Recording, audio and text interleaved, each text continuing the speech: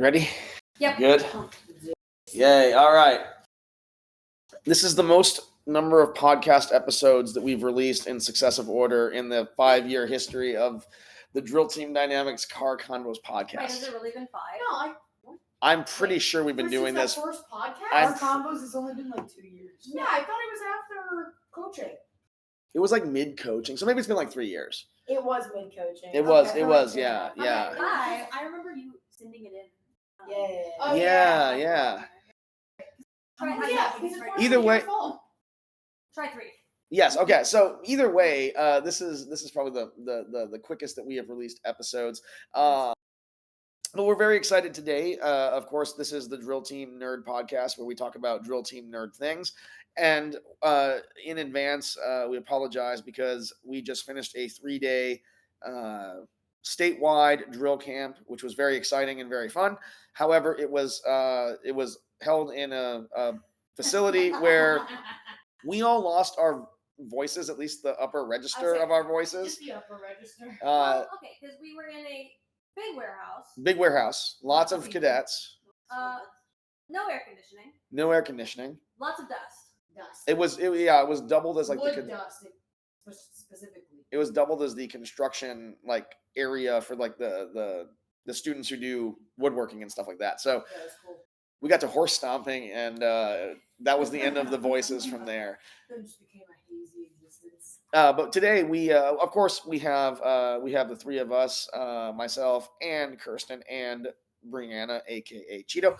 But we have two special guests here in the background here who are out here teaching with us as well. We have Ms. Carter Best and Ms. Brecken Best, and we are excited to get this one done. Talking about I think an important topic that affects drill teams of all levels, and which is, I think, generally considered to be maybe a hot button topic or a controversial topic. But to, I guess, to dive right into it, last week, 2 weeks ago, week and a half ago, Last weekend. time is hard. 4th of July. Yeah, 4th of it's July cool. weekend. Had the great honor and privilege of being asked by a close friend to come out to an independent solo exhibition competition scenario, kind of a street style, informal, over the summertime to get people out and social and competing and all that kind of good stuff. And I got to do a little bit of judging for the solo and the group events, the multi-driller event at that competition. And obviously, our typical day-to-day, week-to-week work is primarily dealing with drill team, junior RTC competitive drill team. And so we don't often get a chance to do much touching base with the solo side of the activity. If we do, it's, hey, would you stay after the camp day to help out with my solo or work on this thing with me? And of course, yeah, we were happy to do that. And in watching, gosh, I think it was like 40-ish individual competitors, and grading 50% of those folks, plus the ones who advanced to the final round of competition. Kind of got an immersion masterclass in really what's going on. And I think there's been an ongoing conversation about how does the solo exhibition drill thing fit into the larger scope of the drill team activity. Where did it kind of start? How has it evolved? And where does it fit best? And how does it fit best today? I'm really glad we got to do this because I think it was a very eye-opening experience for us, because I think recently we have been very much of the opinion that overall we would all be better off without the solo thing, or really of the opinion that it is very much detracting from what's happening on the drill team side of things. And I think there are certainly situations where that becomes the case, and we'll talk about that. I'm sure we'll talk about that. But it was nice to be able to just sit and absorb and judge and kind of experience what was going on, because I think the revelation that we kind of came to was that though it can be a distraction, and it can be a detractor from the drill team experience, that maybe it does not have to be. And maybe if we think about it the right way and put it in the right light and positioning, that it wouldn't be such a bad thing Well, and overall. I think this is also, it was also a good thing to go and see, because I think,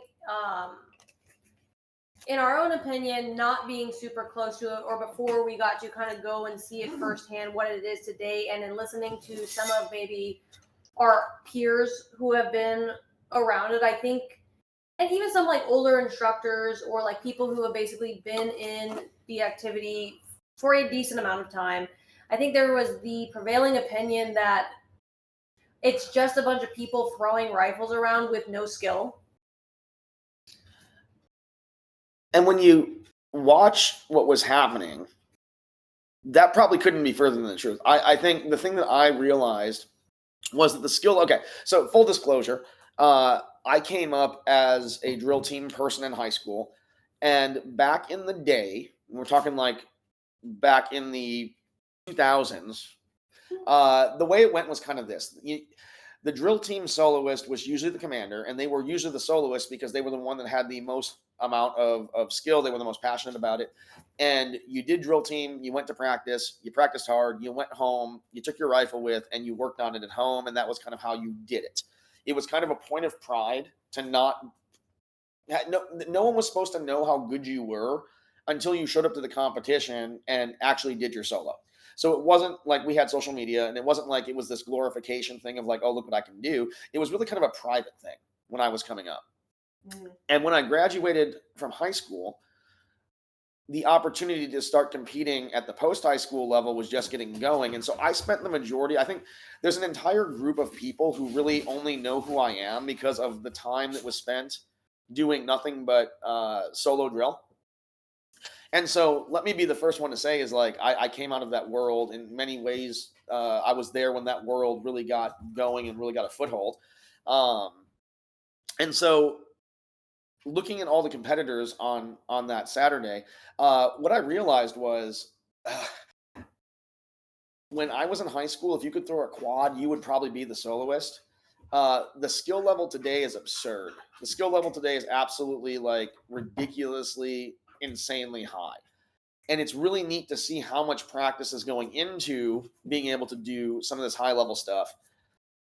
And yet at the same time, I think the level of like cleanliness, clarity, quality, the level of overall what we would consider in the drill team world to be quote unquote excellence was really, really kind of lacking.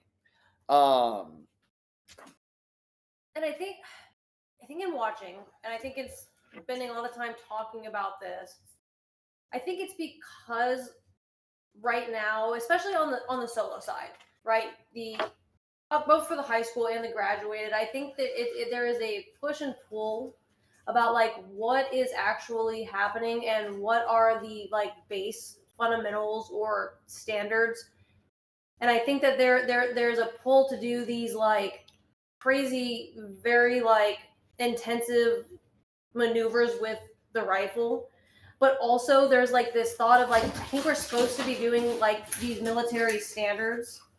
And because there's not a commitment to either one, you find yourself kind of not committing to then excellence on either end of the spectrum. Yeah, it was, I watched a lot of like really insane tricks that if you didn't have to pin your hand at the military position of attention, you'd probably be in a much more ergonomic position to land that trick. And then you could put your hands not in a lazy position, but in a more purposeful position to allow for that trick to be either safer or more theatrical or more whatever it is that you're trying to do with it.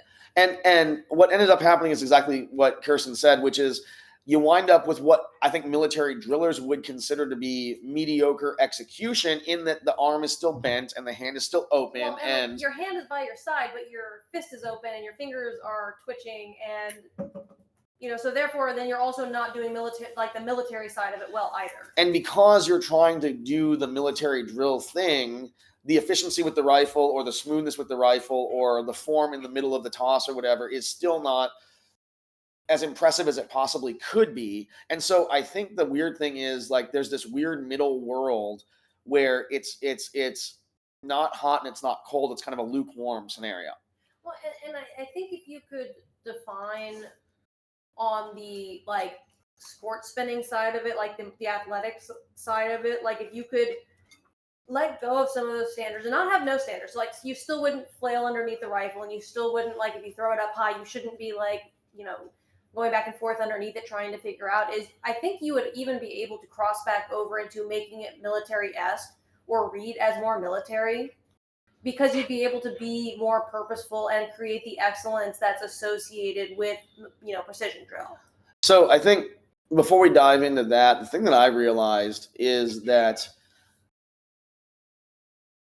neither spinning a rifle nor doing military drill is really like the activity by itself. Mm-hmm. What you wind up with is a base and then something that builds off of that base. So some definitions before we keep going.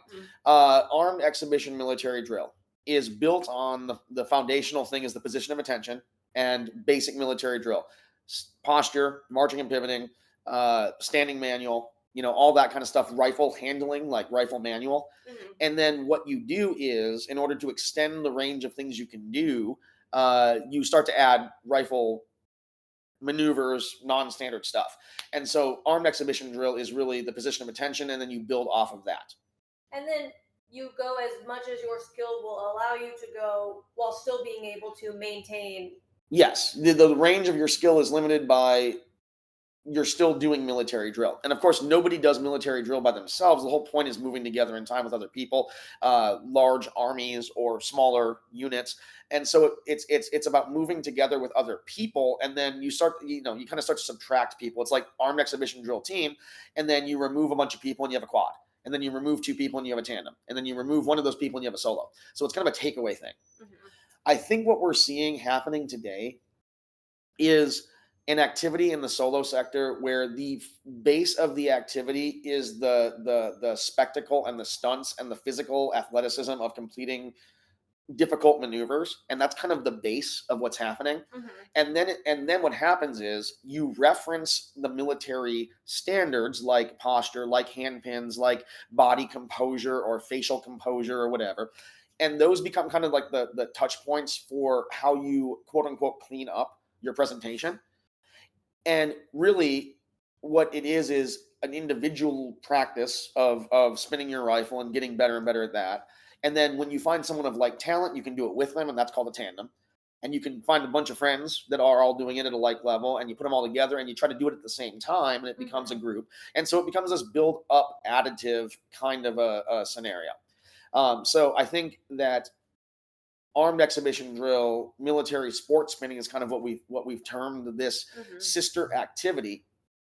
And what you're saying is correct, which is that I think that if you release some of those military foundational fundamentals from what quote unquote has to be done when you're throwing a rifle and completing these maneuvers, that you may accidentally wind up doing things that are military, because really what characterizes the military is the level of excellence to which things are done, and putting your hand across your chest, which I've seen people do before in behind the back catches, or putting your hand up or out to the side, or honestly, we were talking about like all the different arm positions for unarmed would probably be, if I never had to pin my hand to do a behind the back flow catch ever again, that would be great for me because I look terrible when I try to do it. But if I could put my arm across my chest at a low 45 cross blade hand, even though that would be quote unquote not military, it would make it easier and smoother to do the maneuver, complete the trick, but it would also give it that level of excellence that would allow it to cross back over in that world of military drill. And I think for a long time we were like, well, these are two separate things and they should get a divorce and they shouldn't talk, and we should keep them as separate things. But I think you're right. I think that if people were willing to consider them to be two separate things, then sports spinning, military style sports spinning, could figure out its own set of fundamentals. Well, and then I think that one could feed the other, right? And this is still talking about on the solo side of things, is I think if somebody realized, like, okay, I want to develop my skill and the like basically the amount of things I can do, they could go into the sports spinning side and really spend time figuring out the physics of the weapon and how to develop the body control and all of that. And then if they wanted to step back into the more military side of it, is then they could bring the skill level down. Now what can I do and still How do I maintain- take that and turn it into military drill by maintaining those forms? And you know what the craziest thing is? We tell teams to do this all the time. Go look at choreography. Okay, you can't slap the ground and jump up and down and like dance. So what can you do to make it more military? Except you know what? When you do it really well, you can. We have seen teams win at like their service nationals doing some of like slapping the ground and like literally jumping like into like a death drop like split, just not falling on the ground but like maintaining the upper body. Like, but you're right, is we do a lot of looking at choreography and turning it into drill, and I think that this could go into that category and be even more helpful because you're using the implement that's being used. It's probably a closer 1-for-1. I mean, it is a 1-for-1 if it's the same implement. And so the problem with the whole scenario is if you think that it's one thing, if you think it's just bad military drill done by one person, which I think is the prevailing opinion by lots of people who do drill team, is that it's just bad drill done alone, and that seems kind of sad. And that's not technically wrong. Like, because the fundamentals are not there, the hand pins are not there, the posture is not there. Like, so it is. If you're considering it like within the box of like what like normal traditional military drill is, it is not good military drill. But if you think about it more as a sister activity, like for example, color guard, nobody thinks that doing a releve plie combo under a rifle toss is bad military drill. They just say, wow, that's really good, and it's not military drill. But there's something in there that we could probably pull in and turn it into drill. We probably see a lot more creativity on the drill team front. And what we would probably see is a higher level of recognized excellence on the sports spinning front, and therefore people grow in respect of what's going on and there. Then if the sports spinners want to come, back into the realm of competing at a more military competition that has like military judges, then they can also make the decision of looking back at the standards, and they can use those standards to make themselves more competitive in that realm, because we've talked about it. I think a lot of times when you're at a more military competition, it has a mix of drill teamers and like people who do not have a like home drill team or one of the higher level. Oh, I mean, the results bear it out. Every time there is a drill team commander or major drill team person who's got close to, because they usually don't have even the top like what we're seeing, who can do most of the things that the sports spinners are doing, they tend to win the drill meets. And I think that's where the confusion is, because then the people are like, well, they can't do everything we can do. How are they still winning when technically I'm a more skilled spinner? And it's like, yes, you absolutely are a more skilled spinner, but their fundamentals are just stronger, and their approach to what they're doing is more accessible and recognizable by the military judges. So I think then there's 3 scenarios, and I apologize. What are our dogs doing? They're just zooming. They're fine. He's zooming. They're being zoomies. Present themselves that we see all the time. The first scenario is there's one cadet in junior ROTC who discovers on the internet that there is this rifle spinning thing, and their unit does have 24 rifles locked up in the armory in the equipment room, and they get really, really into it by themselves, and there is no team, and their instructor or their program has no desire to have a drill team at all. So that's one scenario. Second scenario, there is one student who gets really into drill. They find the people online, they connect with their peers that are doing it, they get really, really good, they watch all the videos.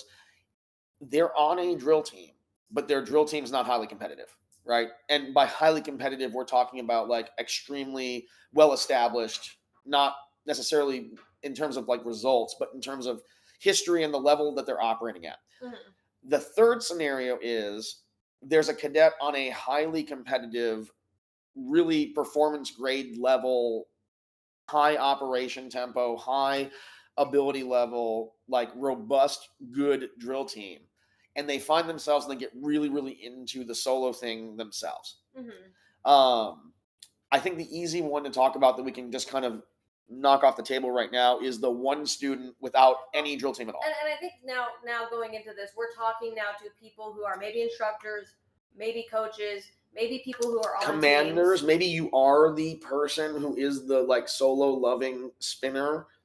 Well, and I think that what we just talked about before is this should help, I think, figure out how to balance by understanding that there is a difference and kind of what those differences are. I think this can help us balance some of this tension that we're finding. So for the individual who is the sole lover of drill and the program is not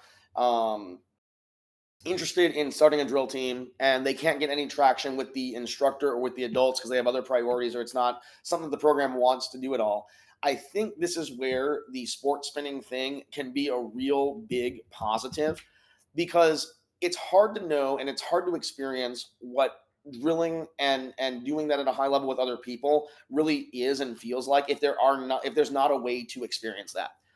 For those people, if the level of excellence in the sports spinning realm were raised by maybe releasing ourselves from the idea that we have to maintain that position of attention perfectly during every single death-defying trick, they could learn to develop excellence that was recognizable with their rifle, and maybe even then motivate the others in there to get more into that. And it certainly would be fine for 2 or 3 people without a true drill team home to be really good at spinning rifles together. And if we can create this differentiation, is then as they develop the level of skill and connect to other people like that, is then they can always still come back and learn, because we can say the differences between the two. Is then it doesn't just have to be the Wild West where they're just, random spinner in the backyard who doesn't know anything and has no standards. Is it when it can be clearly defined and talked about, is after they develop that skill and connect more, is then somebody can say, is like, now also here's the other side of this, and here's how we put these two things together, and here's how these things work either separately or together. Yep. So I think that one's an easy one, and I think that's where the alternative is they don't find any level of excellence, and they end up just kind of doing their best, and it's a time sink, and it's also not impressively achieved by the time that they go off and graduate, and that to me that would be a shame. And I think right now that's where we're seeing Mm-hmm. a lot of people, because there is no clear definition and people can't talk about it clearly, is I think that people just end up thinking it's just about spinning the rifle with no aim and no purpose. And then they kind of move on to the other side, and then they don't get competitive because there's no way to talk about those standards and how to level that up. And then we kind of just see people either drifting away or hanging out, and nothing's really happening with what they're doing. And if you're going to spend, 4 years doing something, you really want it to be valuable at the end in some way, even if it's just in understanding how to become great at your craft, whatever that is, on your own, right? So let's talk about the one that we see all the time. And the one that we see all the time is there's one really, really, really good soloist, and they have a team that maybe doesn't have a routine or can't get a routine together. Or when they do get a routine together, it's really rudimental. They have a lot of trouble getting people to get motivated to spin at all, and then like get momentum going on that front. Well, and I think this situation is where we're finding the tension. And I think where a lot of our initial opinion about all of this came from, right? Because we go all the time and I got this kid, they can really spin. I'm going to make them the commander because they're going to build our team and they're going to build, the base for the coming years. The following conversation is, we had a really good driller graduate, and I just don't know. They started to mentor one of the other ones. We're going to make them the commander, but we're really in trouble here because we graduated this one cadet. This is also where, like, when we have like training situations where usually it's harder to keep that student engaged, because when we're doing the team thing, they are bored, right? Because we are not hitting the full level of what maybe they feel like their skill level is. We have encountered instructors who seem to be somewhat dissatisfied at the training that they did receive, because it wasn't, here's how to take this one student and teach them how to do the next big thing that they don't know how to do. So I think on that front, it's really been a giant challenge to get people then to buy into what it is that we're trying to teach them, which is how to become a drill team and how to approach it from a drill team stance. And if it were a separate thing, if it were able to be separated out, then I think that it would be much easier to say, well, you're doing your thing on your time separately from what we're doing over here. And if we didn't see it as being just like a 1-for-1 exact same scenario, then it might be a little bit smoother to help those students understand what the responsibilities are for the team versus the responsibilities are for themselves. I think it would be easier for us on the training side if we could, if there was a clear differentiation and be like, and because then we could probably frame it in a way where it didn't feel like doing the team thing and not using their full ability in that part of training could feel like it wasn't pulling away from, but instead was a separate thing that they could focus on.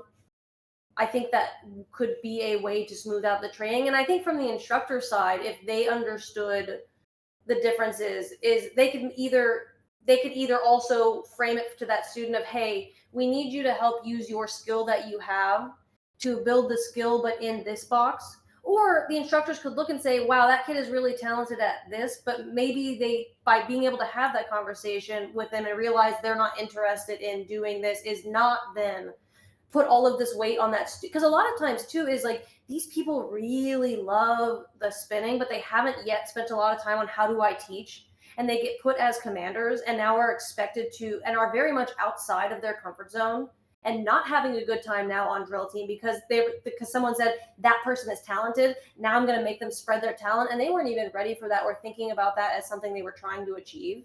Well, I don't know. I was a solo guy for many years, and I consider myself fairly proficient at armed exhibition drill. And we were talking in the server, the Discord server for Drill Dynamics, about like how it's sometimes the hardest to teach things that you're technically decent at to begin with. Yeah. So I learned yesterday, teaching with Carter, that. So, and this is so funny because this is one of those things of like people that come from drill team backgrounds just think about things and see things differently, see the world differently. So we're teaching just literally how to go from port, what was it, to drop down to flat? Yeah, we were saying like how to hold that port, have the correct port position for exhibition specifically, and then dropping down to flat, like the first count of a box, basically. So like, I don't know. I don't think about this. Put your hand underneath the sling, put it up near the front of the rifle or whatever. And they're dropping it down and they're just not like, it's not like connecting the way that you want it, or the snap that you want or whatever. And Carter was like, okay, yeah. And she calls everyone in. She's like, okay, so I need you to put the rifle like not on your knuckles, but behind your knuckles. And then when you're at port, I need your knuckles to go all the way to the front of the rifle and not be on the side of the rifle at all. And I was like, wait a second. And I did what she was saying. And I was like, oh, yeah, that's what I'm doing, I guess. And I never thought about it in whatever 20 some odd years of doing this, like putting your rifle behind your knuckles so you're not slamming it into your knuckles. To me, that was like, oh, duh, no, that's common sense, right? No brainer. But I think that coming out of a drill team background, evidently that's something that you teach all the time. Yeah, I teach it all the time because my hand was numb for 3 days once. Because I hit the nerves in my knuckles when I was trying to do arm drill. And so that was like a wake-up call. And yeah, every time I go to teach it, I teach it by saying you don't want to hit the nerves in your knuckles, because I think we as a collective are like, arm drill hurts. Arm drill does hurt. Arm drill should not injure you. There's a difference.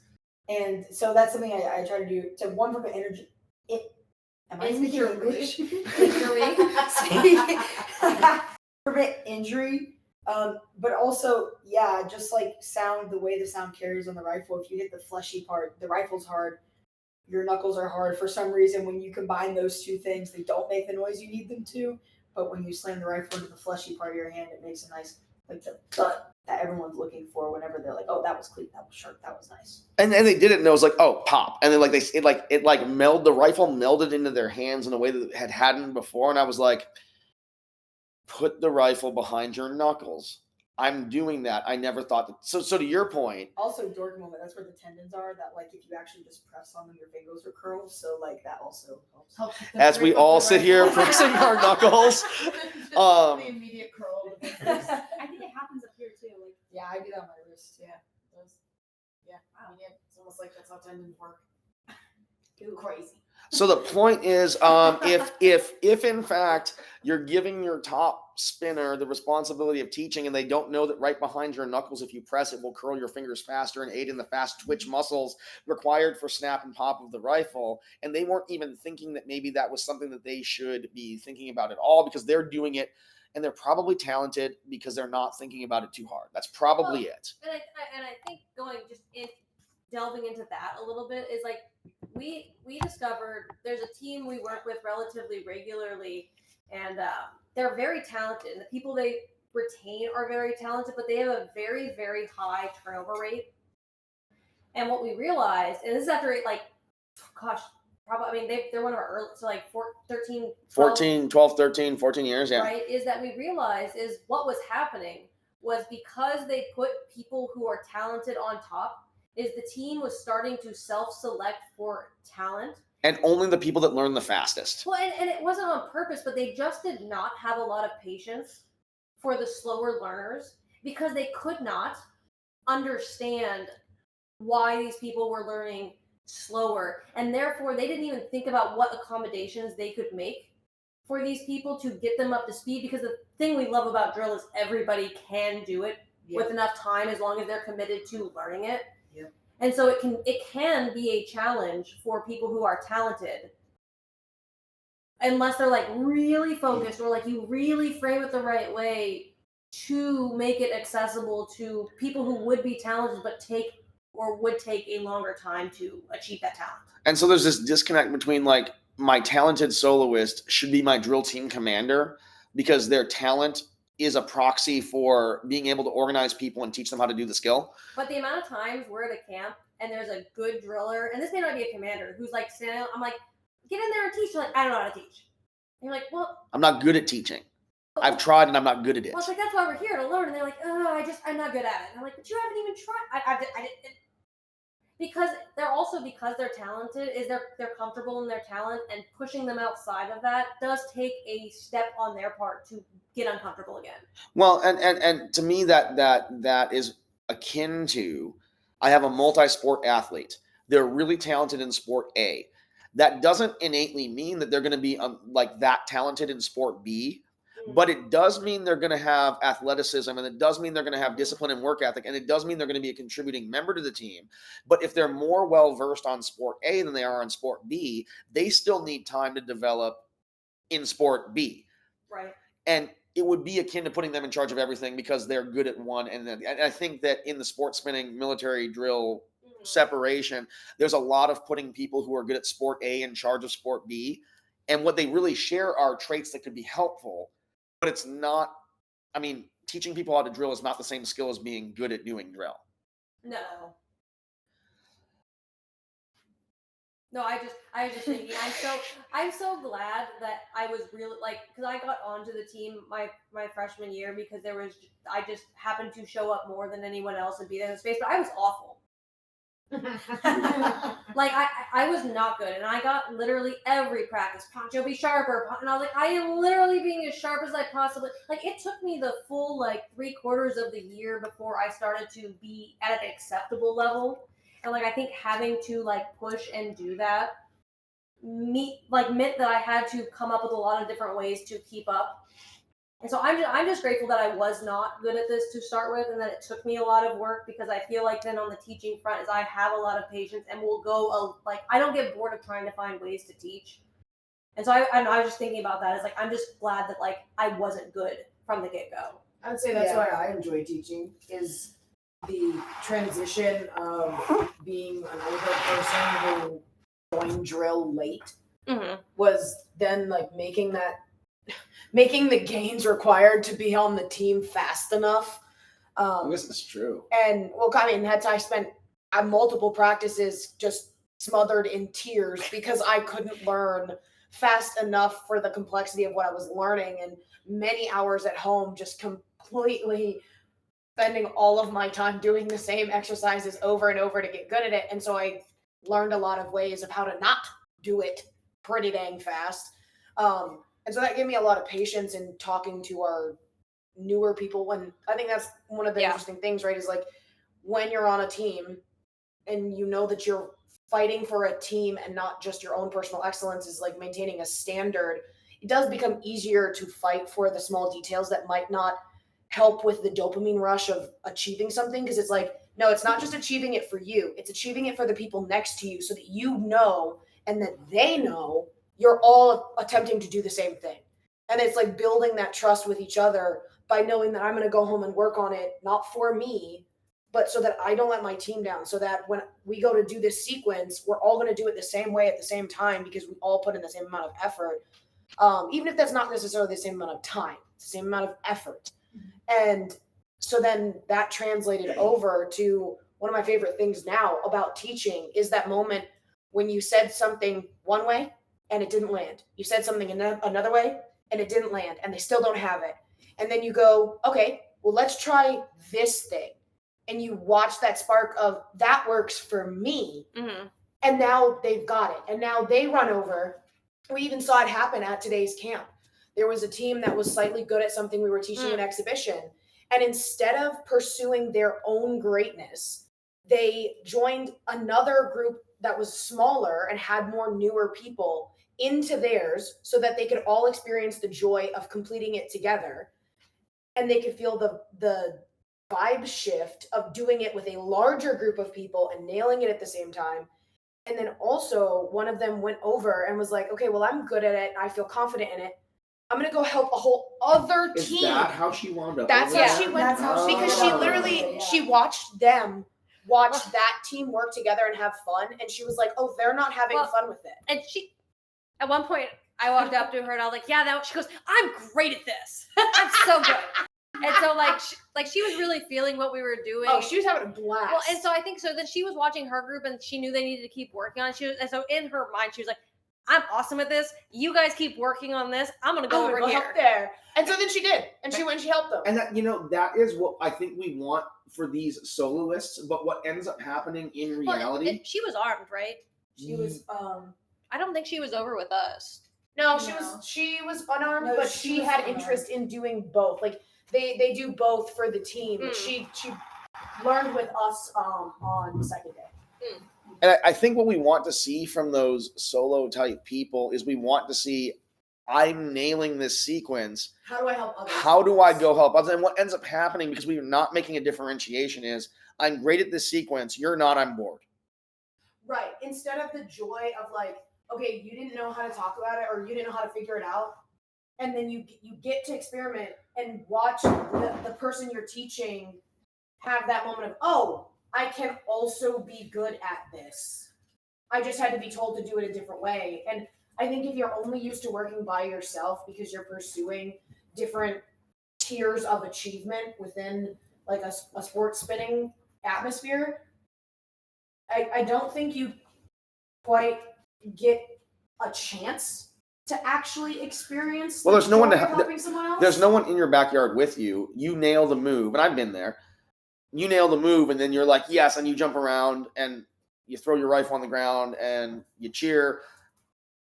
And then there's nobody there. So there is there's not another person. And you kind of have to be kind of like predisposed to like liking to help people, to go back to school the next day and say, and let me, how do I share that feeling with somebody else? Right. Yeah. And so, I don't know, we've had many experiences with students who I think walk away from training unfulfilled because they thought what would happen, it would be like being in their backyard by themselves, but with you. Mm-hmm. Or being in the backyard by themselves, but with other people around them. Basically an audience. Yeah. And what it ends up being is, no, actually your skill is so high, you need to begin pouring into the people whose skill is the lowest. Well, I'm not ready to do that. Unfortunately, they are already the commander, or they're considered to be the person in their program that does drill. Well, and I think this is where we've found the real rub with this in the past, because I feel like we felt like there's a fight between where they're being pulled towards by the people who are doing this, and not maliciously, I think. and then No, by sharing what a love and then for and it. then by what we're trying to, like, we're trying to do two different things. Like, there for us, Yeah. we were very lucky to be on a very high level drill team and then get to continue to work with going into like the adult side, and like coaching is either creating high level experiences, like when we were with the middle school program and getting to take them to compete, against high schoolers and doing well. And then, the last thing we did is getting to, bring another team up into that level and into that family of powerful, excellence. strong teams. It's like Yeah. there's just, we were it was okay. The warehouse was miserable, right? It was Objectively. but there was this nostalgia. It was. Yeah. Yeah. Matt working in this 31-degree drill. I was saying that imagination. winter drill category.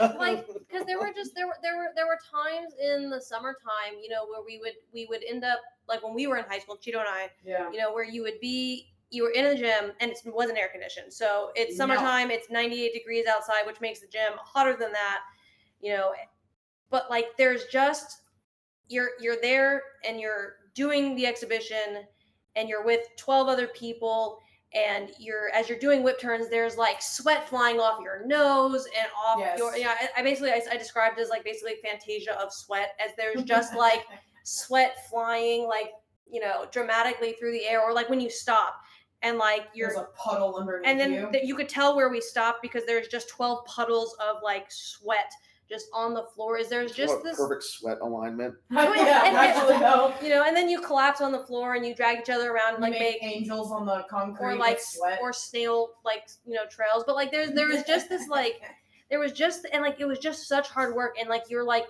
done and you're exhausted and you're like, okay, and now we go again, right? And now we go again, and like that's the thing that like you looked for. And then part of like and those moments then are like when you get back to like the learning and the being frustrated, and like Cheeto was talking about, like I cried all the time my freshman year because the rule was you can be frustrated and you can cry, but you can't stop. But you can't go run to the bathroom and cry by yourself. You still drill and cry.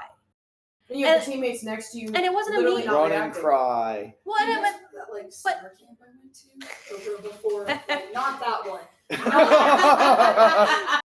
Not that. The one before my senior year that me and the Outdoor Odyssey. There's sort of a shared adversity.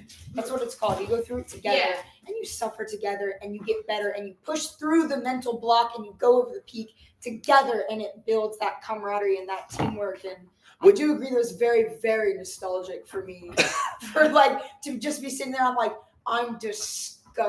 but you love it. But it's good. Yeah, it's like I'm working hard. Did something. Well, and you did that with people around you. Like, you're not just discussing by yourself, because there is value in like figuring that out for just yourself, right?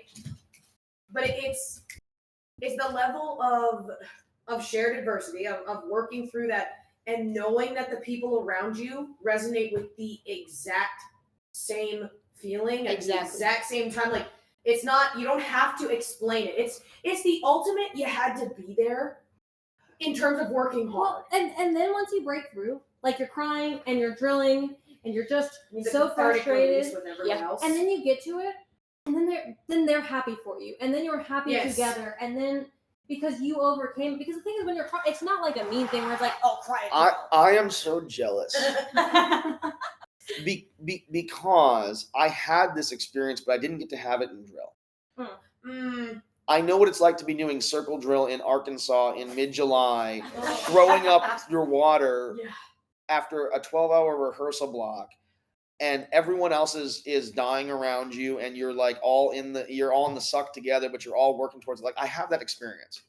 Yeah. I don't have that experience in drill team, because my experience is it's so cold out. So we're joking, like, what temperature is drill? And they're all like, oh, it's 98 degrees and 85% humidity. And I'm like, it's 31 degrees and freezing, because my experience of grinding it out in drill is walking a mile and a half from my dorm to the armory on a Saturday night. Back in my day, and to go uphill both ways, to spin my rifle by myself. Yeah. And then I found a friend. And together we walked through the snow. He had a car, so we drove to the army. Wow, you were so dramatic. But my experience, and what we were doing was we were both doing the same thing near each other. Yes. Yeah. And afterwards we go get pizza and hang out or whatever. Yeah. That is a completely different drill experience. And so even in listening to all y'all talk about all of this, I'm sitting there going, we did not experience the same drill. If we did not experience the same drill, I would argue that we did not experience the same activity at all. On my drill team, we weren't super, I mean, we were competitive for our area, but we weren't what you, I'm sitting in the room with for essentially what constitutes drill team royalty, through the lineage. And I'm sitting there going, that's a completely different experience than I had. But you still got to see it, because I think about the one practice, and because the thing about when you're on a high level drill team is like the adversity is not a scary thing, and the learning process is not a scary thing. I think about when you were in the cafeteria, you were doing kill drills, and because at that time I think they were like at 12-ish minutes for the amount of time that you guys were doing. And one of them is spinning, and then they get a cramp in their arm, and they drop the rifle, and then one of the seniors turns and was like, pick it up, right? They're like, suck it up, pick it up, get back in it. We're not done with it, and it wasn't. There weren't any hurt feelings over that, because what he did was he picked his rifle up, and he figured out how to get back in it, even with it like cramping. And then when they were done, they all laughed and they like pounded each other on the back and like. Cheered on for like making it through. And in a weak girls team experience, or like that's hurtful. Oh, you were mean to me in that moment, but it's like in that intensity and in that like haze of like just work and grit. And that's why I say like having come out of a high performing team background, for me it was 165 other people. Right. On the road, on the road for 3 straight months, essentially doing a professional music gig, but we're getting beat in the hot sun, because it's also a military training kind of environment at the time that I went through. Right. And then taking those experiences to drill, I think a lot for me is like, I didn't get to have that experience in drill. I got to have that experience away from drill and bring it to drill. But like listening, so I can relate, but I never got to experience it, which I think brings us to an interesting scenario, which is the third scenario, which is I'm on a high level drill team, and there are people on the team who have gotten really enamored with the solo stuff. And how does that impact? And where is the tension, and how do we navigate that? And I think for us, that's where the angry part maybe was coming from. Well, full disclosure. If we were coaching a team, nobody is doing solo by policy. Yeah. I have never. And if somebody did a solo, it's like a goofy, hey, we're throwing you in for solo, have fun. That's the thing is, like when I was in high school, I was on a competitive team and then both the armed and the unarmed were competitive. And like the thing with solos, like we had some guys who tried to do solos and who like liked it enough and were skilled enough, but when they did them, it was awful. They didn't know how to drill alone. Or the other thing that would happen is we'd go to a drill beat and there'd be a solo option, and the instructor would just look and be like, hey, there's a solo here. Have fun. You got 5 minutes. And they're like, what? And it was like a funny thing where it's like, where it was like, oh, he go do a solo, and they were like, Can we stop back and appreciate that, like, there are people out there right now who would kill to go to a Texas drill meet and do a solo. They would sell everything they own for the chance to go to a Texas drill meet and do a solo. And we're talking about like, guess what you get to do in 5 minutes? Have fun. And it did go, luckily it was not a thing, but like I heard like there were stories before me where like they still had like where they were like dabbling in unarmed solo, and he would also do that to them and be like, hey, oh my god, I would die. And they would just have to go out and like use it. So thank God that was not a thing when we were in high school, because we definitely would have been subjected to that. But like it's like when you're at that like very top level, it's such an accessory thing, right? That it was just like, yeah, okay, you can do one, sure. And most people like didn't really like that. There wasn't a pull from that, because like there wasn't the same joy in drilling like by yourself.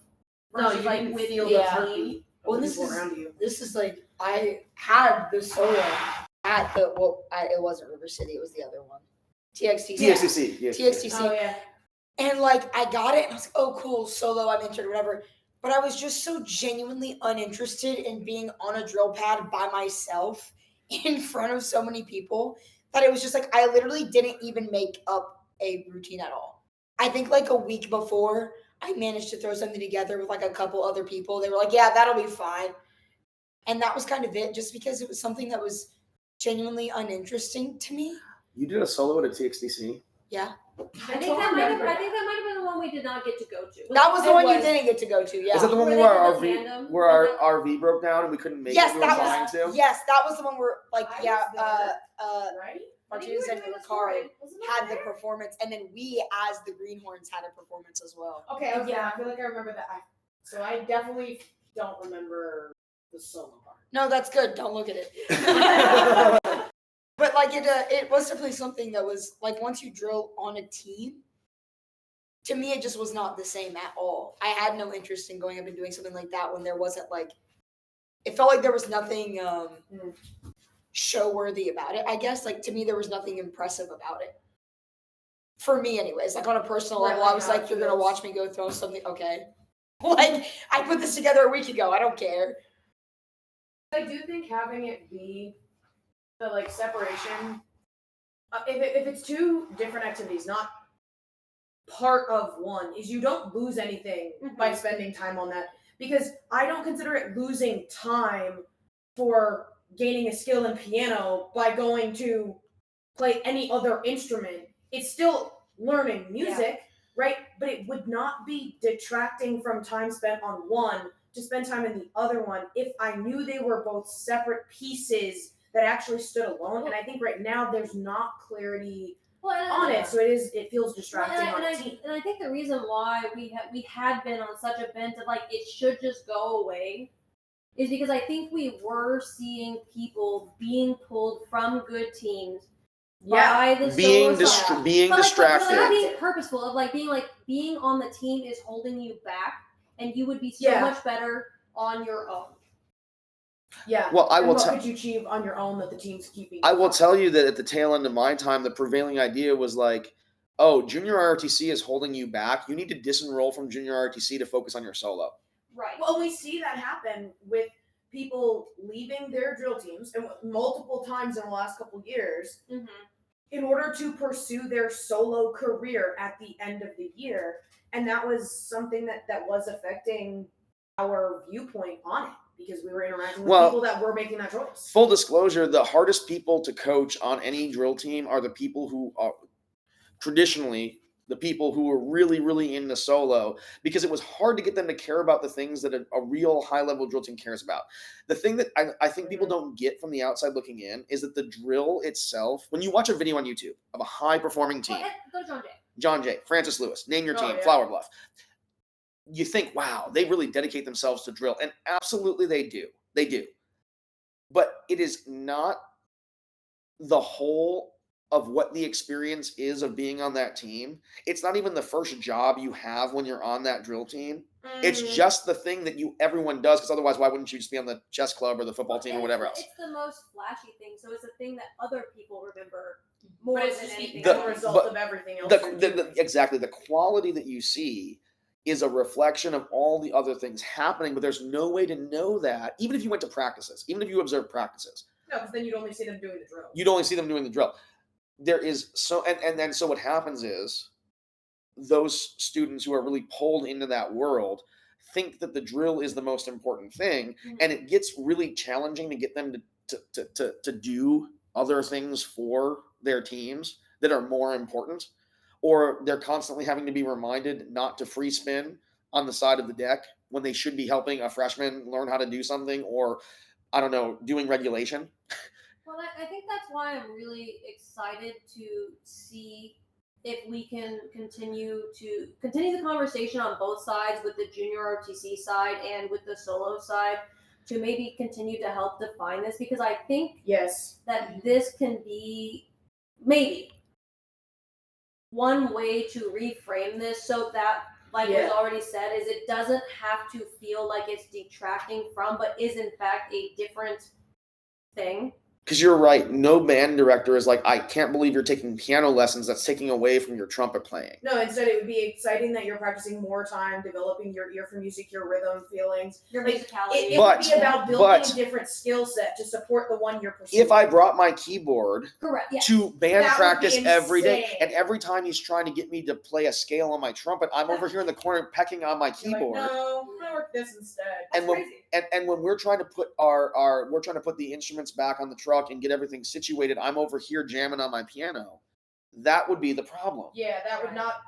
That wouldn't be accepted in any form. And it sounds ridiculous when you say, why would somebody carry around a piano? But why would someone carry their own rifle around to drill team practice When they have school provided. when they have a school provided rifle that is uniform to the other rifles on the team? And that's the other thing, is like, you wouldn't go to a high level drill team and see personal rifles. We go to a lot of mid level drill teams and everyone's got their own setup, And sometimes it's because they don't have enough rifles to extra- go around. Like they have a performance set of rifles, and the personal rifles make up the practice rifles. That's a different thing. I'd say that's a different conversation. But a lot of the times what we hear is like, oh, I use my personal because it feels better to me. And it's like, well, yes, that's also built to make different types of sounds. You're not going to produce the same environment with a different instrument.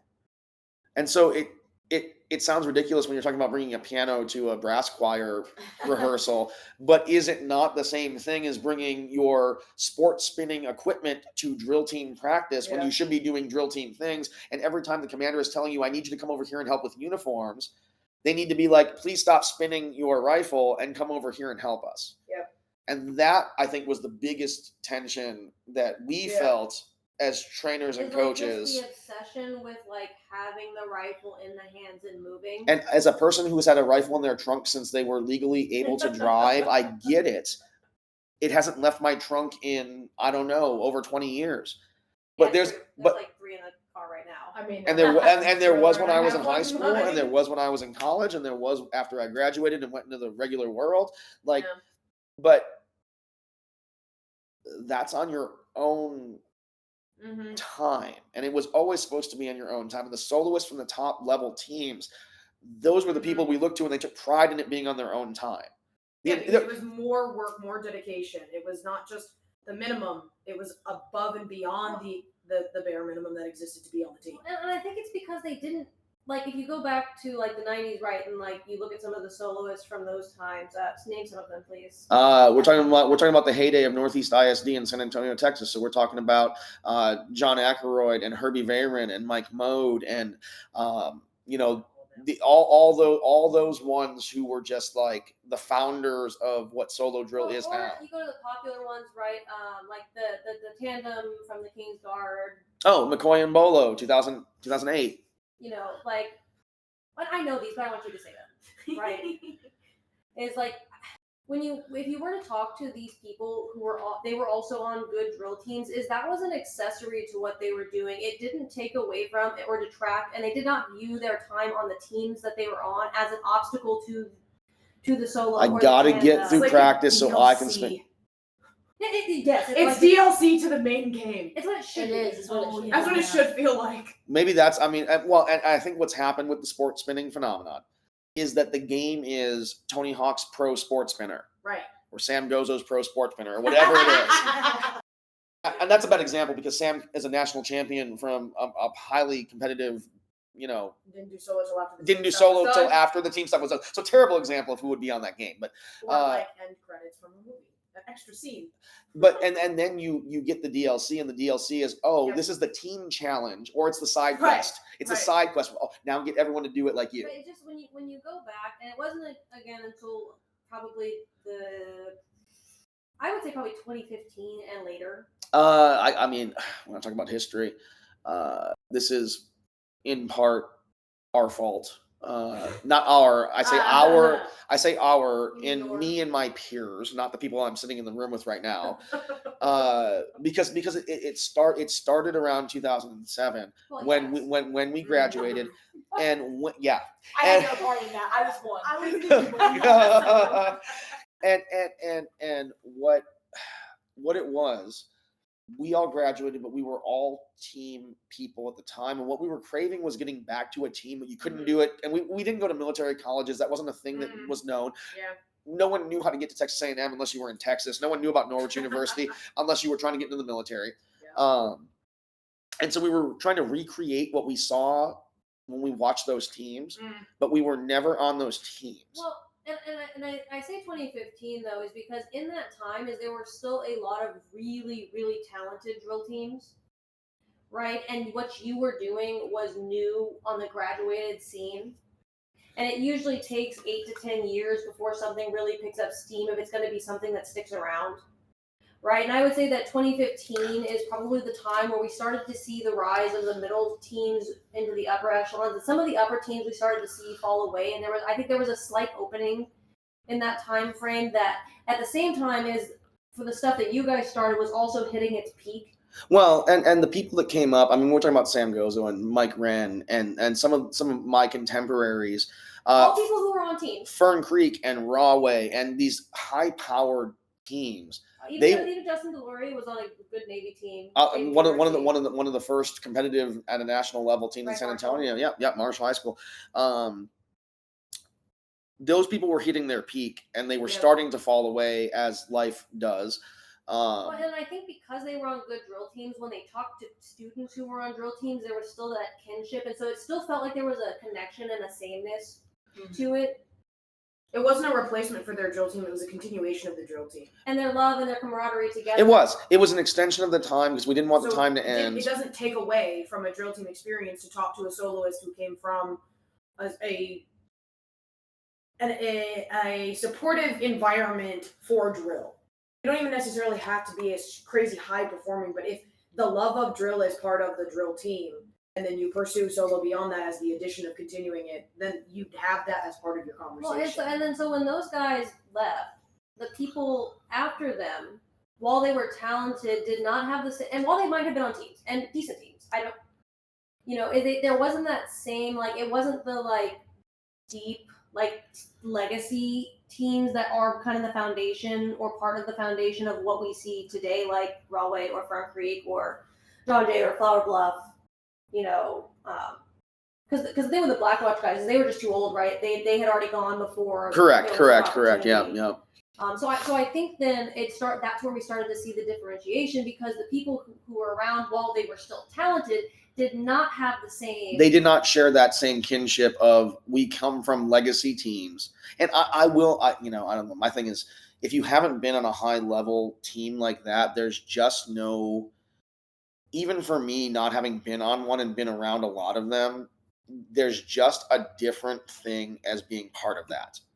That's not capturable. And what I think you're right. What people saw was I'm trying to replicate the level of excellence. I'm trying to replicate the moves they're doing or how they're doing them. But replicating the output, the drill is the output of a high level drill team. The excellence for those people came from their time on the team. Yes. Not from reps in the backyard. No, it was a metaphor, and it was the outpouring of everything else that went into that team experience. And you see the drill, but the drill is it's like what you said is you're drilling around other people, and that's why you're drilling, and that's what it feels empty without being around other people. Is that's the power that you're seeing is the human connection, not just I hit my rifle really hard.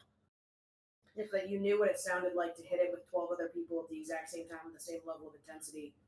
So how do you get a similar feeling to that?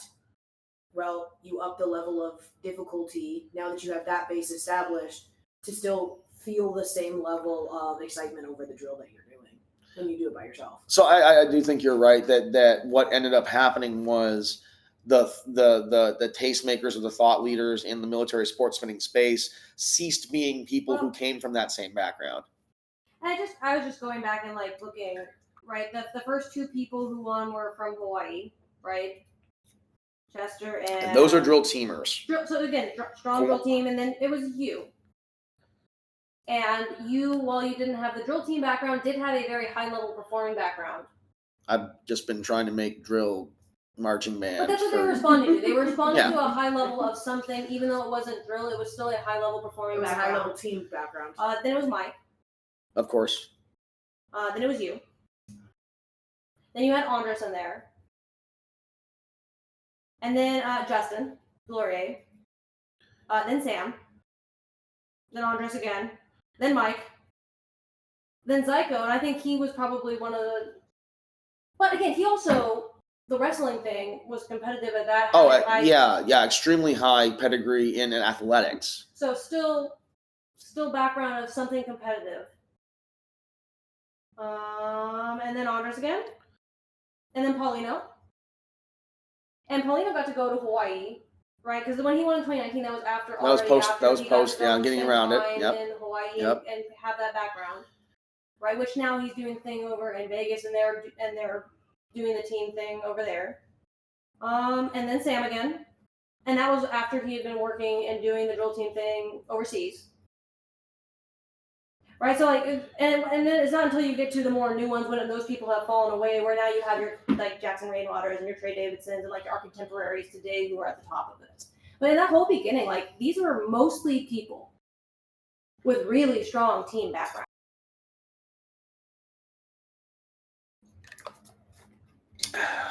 Like this is the first time I've really looked. Well, you know, and with the salient to point out that Andres' wins are post him going to the Army drill team. I wasn't sure, that's why I didn't say it. Yep.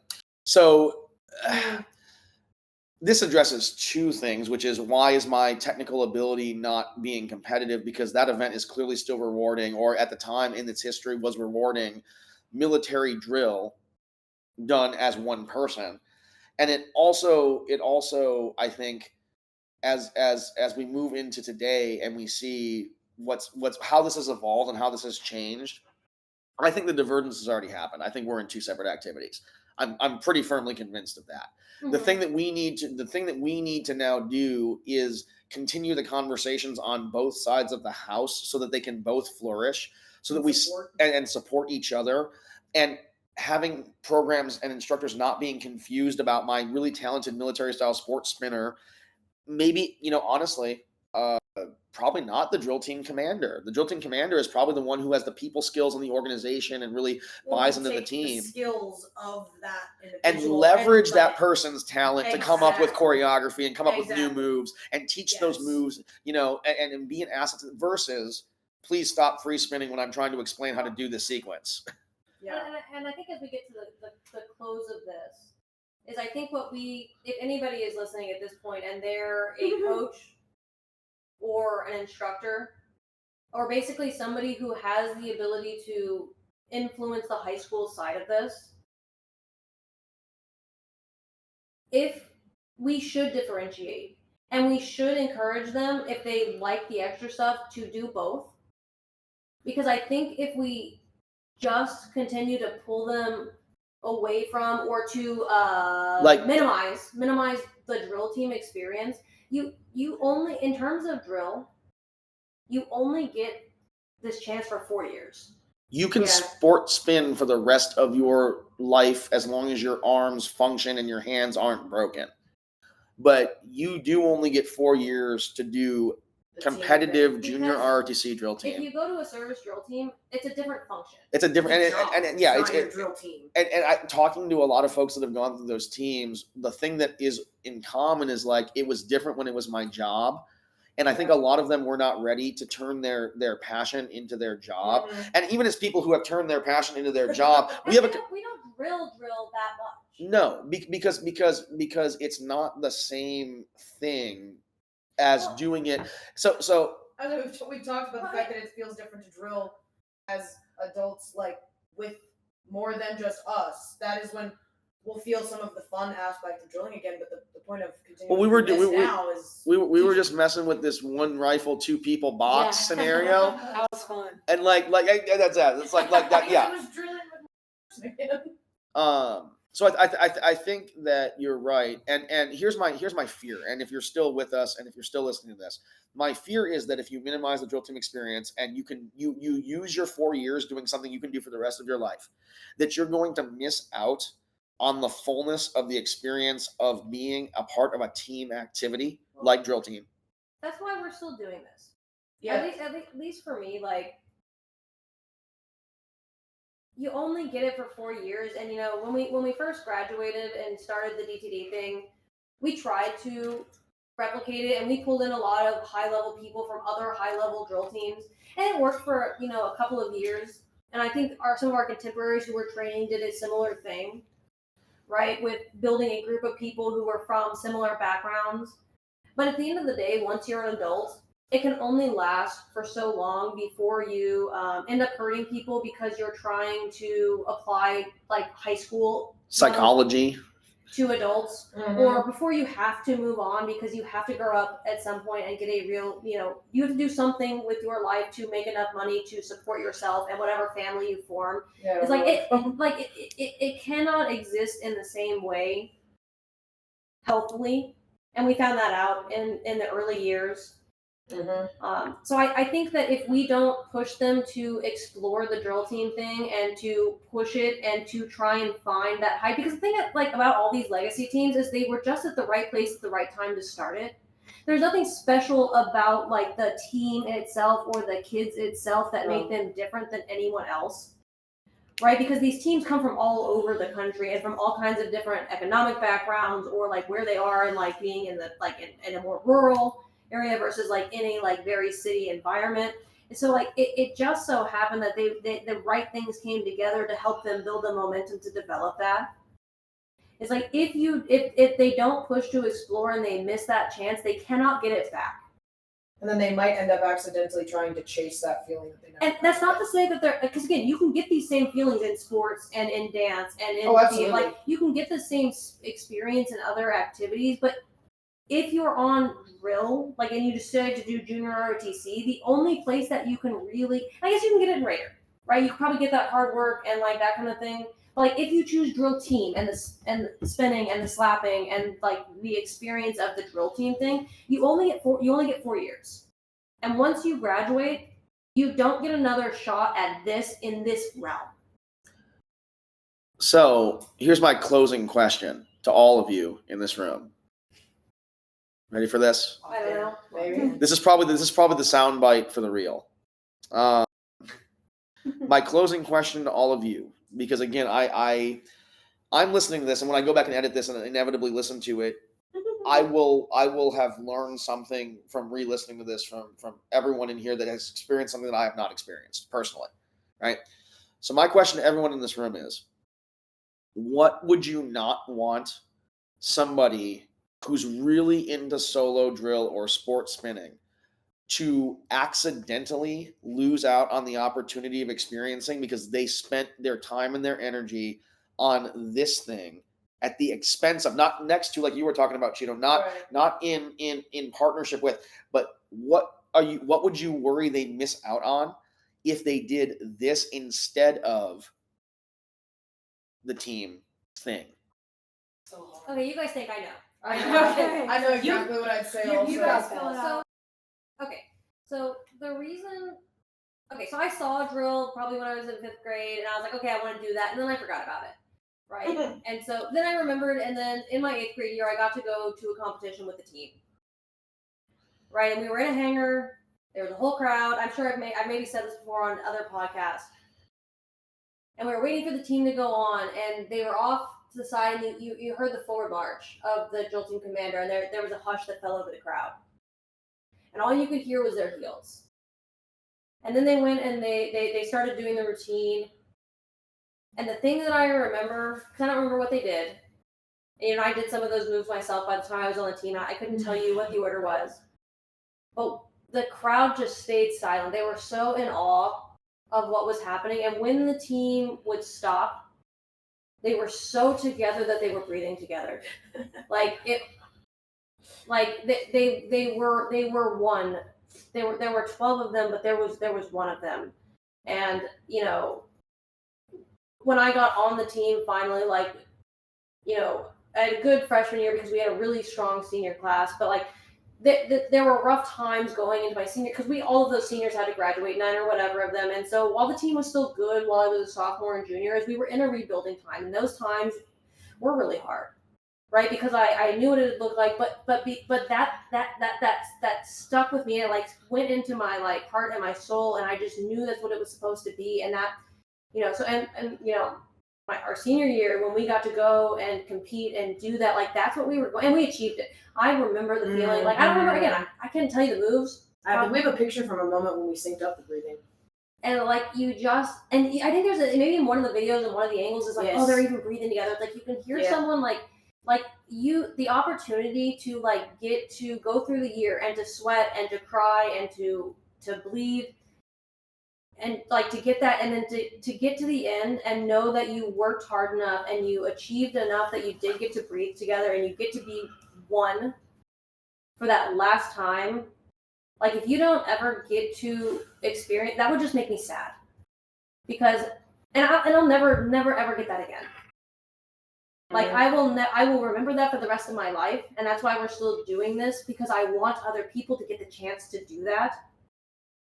But like, if you miss that chance to just move together and like go through the process of like doing that and like silencing a room with how you move, and then in that silence, fill the silence with you, like that is just such a cool experience, and I'll never get it again, but I can give it to other people, and that's what we're trying to do. So like that's my thing. I would be so sad if somebody missed the opportunity to do that when they could have, and they didn't. This is how you know we're on the same team, because my moment is the exact same thing, not at 8th grade. My moment caused me to move across the country as a junior, because I was from New York, came down, we were on a fun little journey, my mom and I, and literally just happened to hear about this team. We were talking to some local friends that we had met. We met them at the beach, and we were just talking about this thing, and I was talking about like military being interesting, and they were like, oh, well, have you ever heard about this thing? We have a nationally recognized team near us. And I was like, what the heck is JROTC? What even is that? And it was really cool because I got invited to come and see a practice. And I remember, and it was up in the varsity gym. And the team had no idea that I was there. And the instructor at the time kind of walked me in, and my mom and I got to sit on the bleachers, and they were just going through practice. And the context for this is like I'd been on team sports, and then I was actually in the like middle of pursuing crew, which is a team sport, but it's also very individual, right? And it's about rowing, and you feel the strength of every person moving as one in the boat, and that's what propels you forward, and like that's the whole process. It literally even has cadence to it and everything. And I remember walking into the gym and watching the practice happen, and there was a moment when the team is just going and seeing everyone drilling that hard, and it was like shaking the gym floor, and it was like you could feel the air was like thick with humidity, even though the AC was on, because they had clearly just been breathing that hard. And I was sitting up on the top of the bleachers watching this and watching them interact and then be crazy serious and locked in, and then turning around, and the second they got the chance to break, watching their bodies like partially collapse, and then they would like turn and like laugh and joke with each other. And then the second it was called back into attention, going for it, and they hit a move where it was basically a pause point, and they were all in a posed position, and you could hear the breath happening at the same time. And I looked at my mom, and I was like, so this is what I want. And we literally went back home to New York and moved to Texas so I could join that team.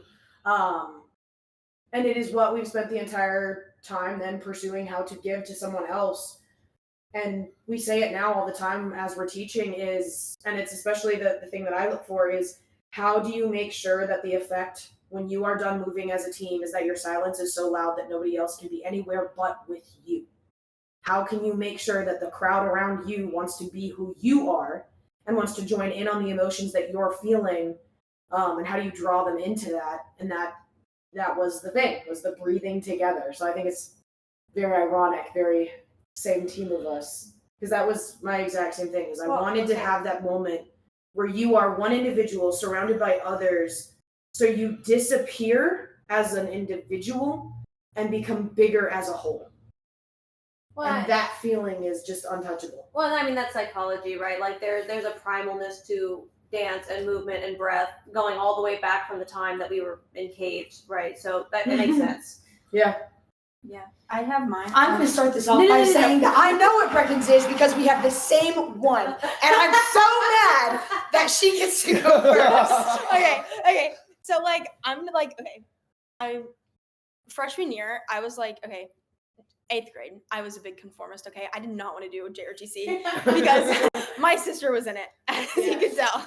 And so I didn't want to do it just because I was like major conformist, like JROTC kids, like, you know, a lot of you are probably JROTC kids listening to this, or even instructors, you understand how people feel about in schools about it. Yeah. And I was like, so you don't want to do this. And I really didn't enjoy it at first. In fact, one of my biggest memories was wearing a first practice. Genius me was like, let's wear a cotton sweater.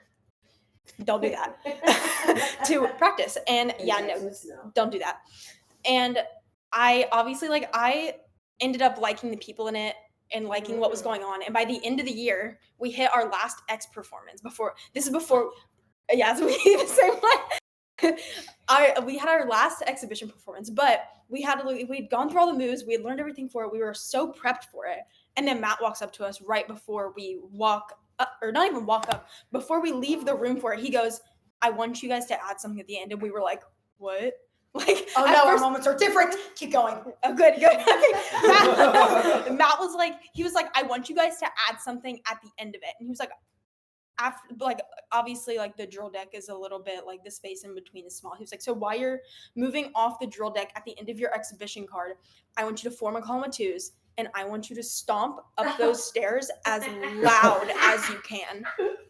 He said, I want you to stomp up those stairs, and I want you to, like stomp.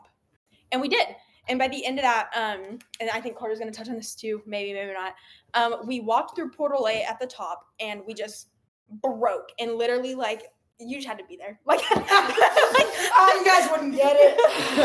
Like, it was literally just a conglomeration of hugs, and, like, I think Matilda was there, and, like, she was literally there for, like, hair and a few of our practices. I was like, and she was crying, and I was like, don't cry. Like, and, like, we were all just giving each other hugs, and it was really nice. Yeah. And the part was like when we were walking up those steps, it was so last minute. But once he said that, and we were like, wait, that's sick. We all like the entire team was an immediate one brain. We didn't even no practice. This was like this is on the deck, and we better get this, and we hit it. And we were able to we were able to stomp up those stairs. We were able to go up those stairs, and we shook. Well, we shook those stairs so hard. People I was rewatching the video earlier today. People from across the room, we were getting side-eyed like crazy. There were people who were like turned around, hopped, looked at their seats. And that was where I was like, that's just something the heads to turn, that you feel one as a team, that you are so locked in as one team that you are immediately just catch on where I'm supposed to go, what I'm supposed to do, because you didn't practice it, but you guys just have one purely connected brain, and you were able to use that to make every single spectator in that room not only hear, but feel on those steps what you are and how you felt about that performance. Mm-hmm. And that was So, turns out, same exact moment, literal seconds later, she's talking about the stairs I'm going to talk about once we got through the portal. First of all, I really, yes, 1,000%.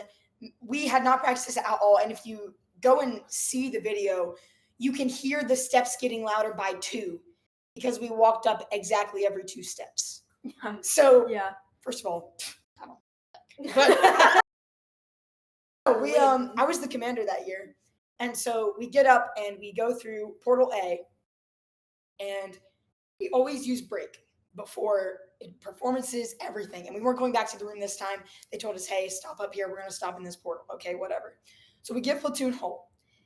And I just remember feeling so incredible about our X performance that I was cheesing. I was breaking bearing heavy. I'm smiling ear to ear, and I'm standing there. And I'm like, okay, commander, I have to, make him hold it.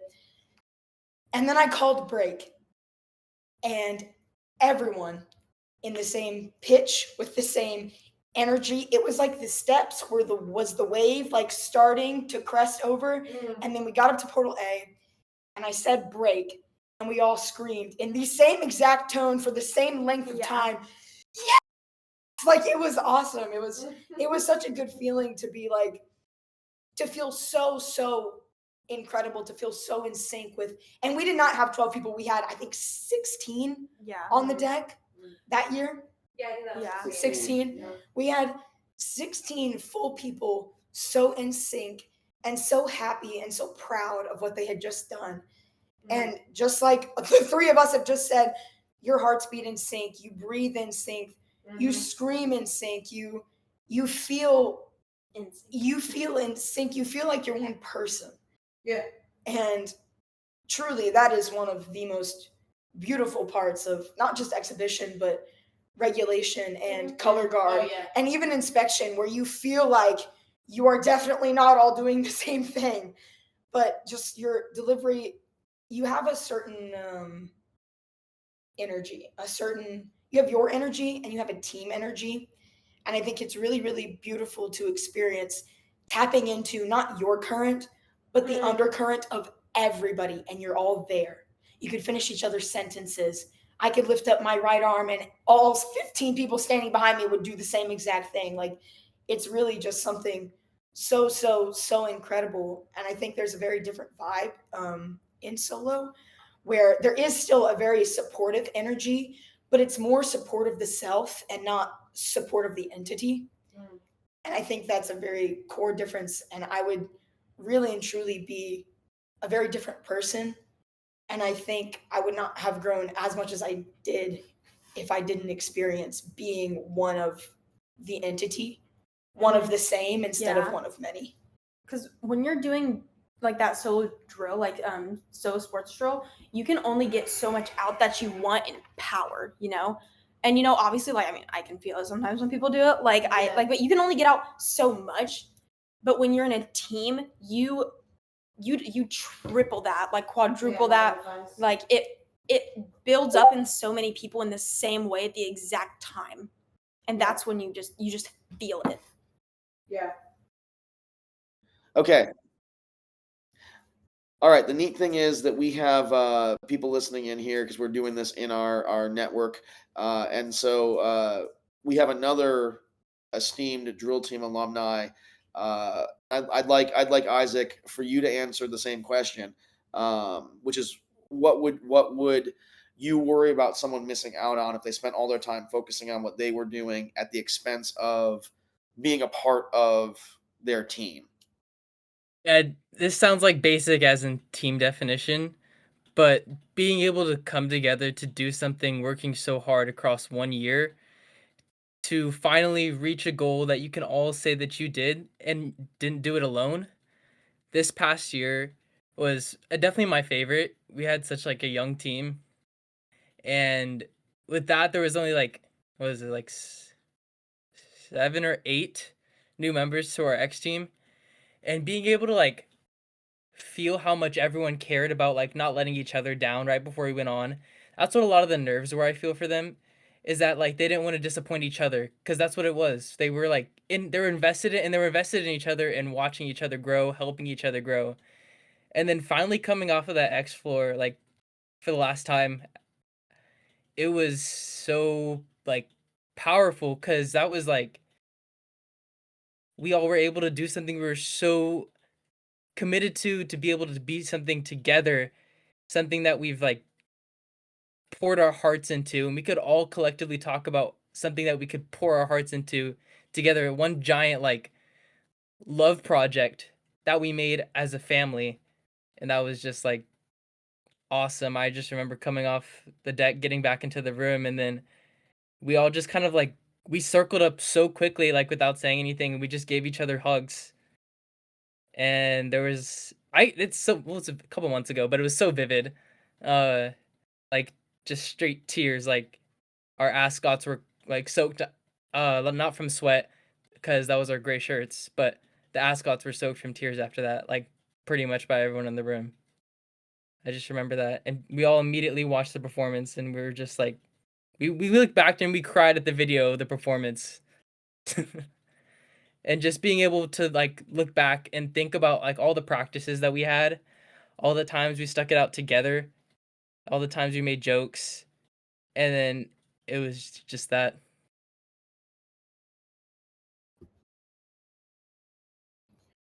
There's a heavy silence of emotional Nostalgia. reminiscing.